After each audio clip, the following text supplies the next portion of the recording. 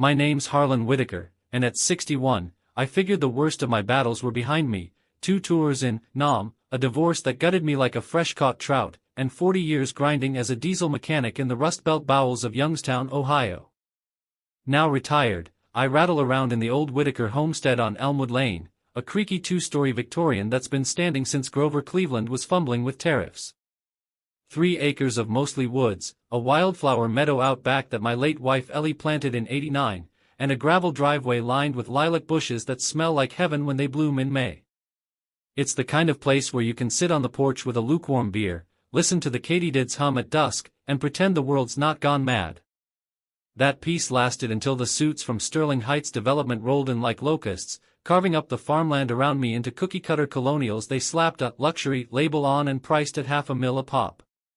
They called it Briarwood Preserve, irony so thick you could spread it on toast. They waved fat checks under my nose, wanted to bulldoze my lot for their signature entrance, with a fountain that'd probably just freeze solid come January.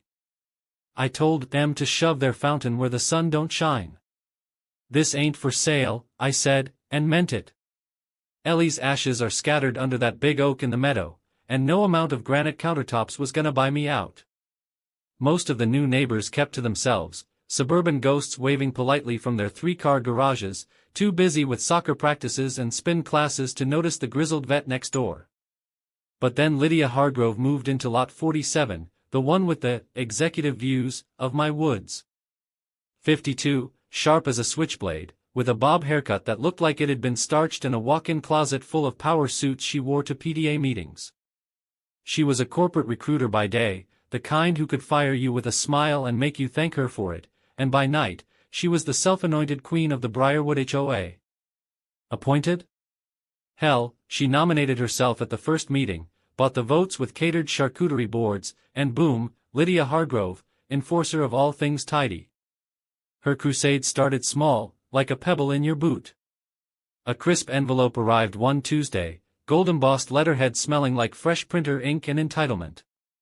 Dear Mr. Whitaker, it read, your untamed meadow constitutes a visual blight on our community's aesthetic harmony.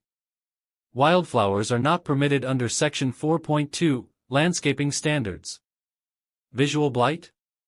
That meadow's been untamed since my granddad planted it after the war, a riot of black-eyed Susans, coneflowers, and butterflies that'd make a bee orgy jealous. Ellie and I spent summers there, her in a sundress stained with soil, me hauling mulch while she laughed about how I'd make a half-decent gardener if I ever stopped cursing the weeds. But to Lydia, it was unkempt and depressing, probably because it didn't match her HOA-mandated Bermuda grass obsession. She demanded I mow it down and seed it with sod, or face fines starting at $250 a week. I chuckled, filed it in the circular bin, and kept sipping my coffee on the porch. HOAs can't dictate landscaping on pre-existing properties without specific grandfather clauses in your deed. If your lot predates their formation, like mine, from 1892, you're often exempt. Check your county recorder's office, it's free armor against busybodies. When the fines started pinging my mailbox like spam emails, I called my old army buddy, Sal Russo, now a property attorney with a liver pickled from too many depositions. He scanned the docs over the phone and barked a laugh that rattled my speakers. Harlan, this is amateur hour. Their covenants don't apply retroactively. You're untouchable. But Lydia didn't do untouchable. She escalated like a bad fever.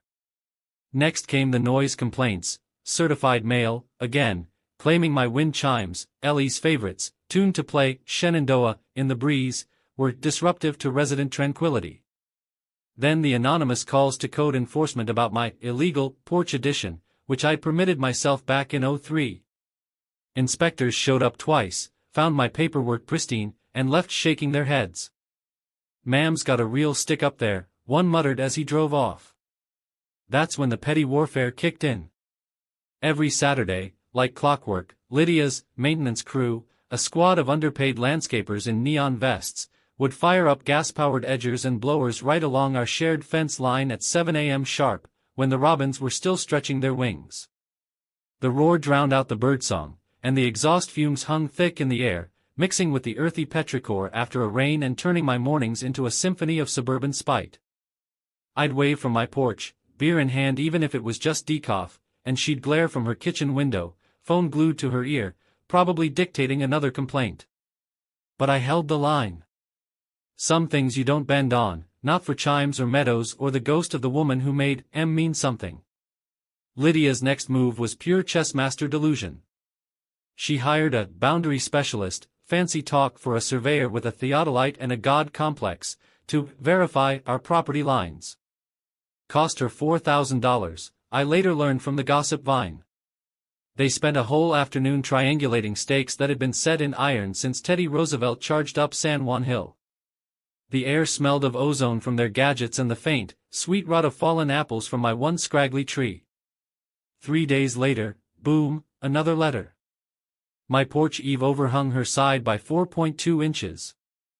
4.2. She slapped a lien on my tax records for encroachment, tying up my property like a fly in spider silk. Small claims court followed, her in pearls and a pencil skirt, me in my best flannel, smelling like Old Spice and motor oil. Judge O'Malley, a grizzled Irishman with no patience for HOA histrionics, tossed it out in 10 minutes flat.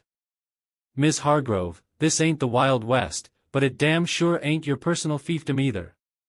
Humbled? Lydia Hargrove? That's like asking a hurricane to apologize for the rain. She pivoted to social sabotage. The Briarwood Facebook group lit up like a dumpster fire. Neighbors, our serene enclave is threatened by one resident's refusal to uphold standards. Thoughts? The pile-on was swift, moms with minivans typing furious emojis, dads in polos muttering about resale values. But I don't do Facebook, I do courthouses. Buried in the basement stacks, choking on microfiche dust that tasted like forgotten history, I unearthed gold. My 1892 deed didn't just convey land, it reserved perpetual easement for natural drainage and arboreal preservation across the entire subdivision footprint. Turns out, Briarwood's fancy storm drains? They funnel right through my meadow, legally mine to preserve as I see fit. Lydia's pristine lawns were floating on my water rights, and her luxury basements owed their dryness to Ellie's wildflowers sucking up the overflow. Easements are invisible chains in property law, rights to use another's land for utilities, access, or preservation. They're ironclad if recorded early, and violating one can flip the script on overzealous neighbors faster than you can say, injunction. Sal filed the countersuit over Eggs Benedict at the diner, harassment, defamation, abuse of process. Timing? Chef's kiss. Lydia was mid-toast at her annual Harmony Gala, 60 neighbors in cocktail dresses nibbling prosciutto-wrapped dates under string lights that twinkled like false stars. The air hummed with small talk about lake houses and Roth IRAs. Then my process server, a kid named TJ with a buzz cut and a badge, strolled in like he was crashing a wedding. Ms. Hargrove? Harlan Whitaker's regards. Her flute of Veuve Clicquot sloshed as she snatched the papers, her Botox-frozen face cracking into something feral. This is outrageous. That hillbilly is slandering me. Conversations evaporated, heels clicked toward exits faster than rats from a sinking ship. By dessert, she was alone with her tiramisu and a lawsuit that could cost her the crown, plus legal fees that'd dent even her six-figure severance package. But desperation breeds monsters, and Lydia's had fangs. An anonymous brick through my porch window came next, wrapped in a printout of the HOA bylaws, the glass shattering like her composure. Cute. Then the inspectors, zoning, health, even animal control, claiming my feral squirrels were a nuisance. All bogus, all dismissed, but the parade wore grooves in my driveway.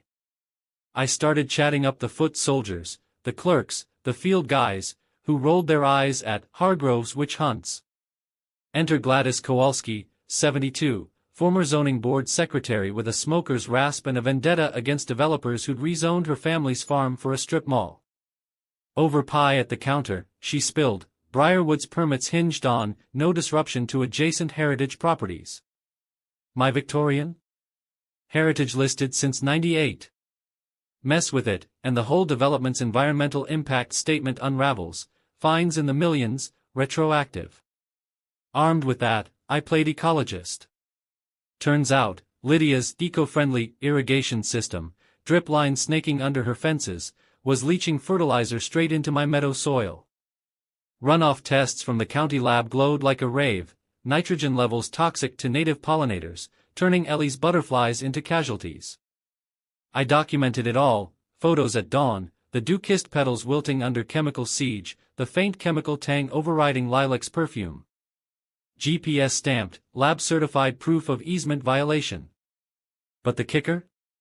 Her system was hooked to the subdivision's mainline, permitted under a shared utility agreement that looped back to my deed.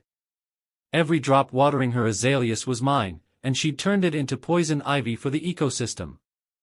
I tipped off the state EPA Monday, anonymous as a shadow.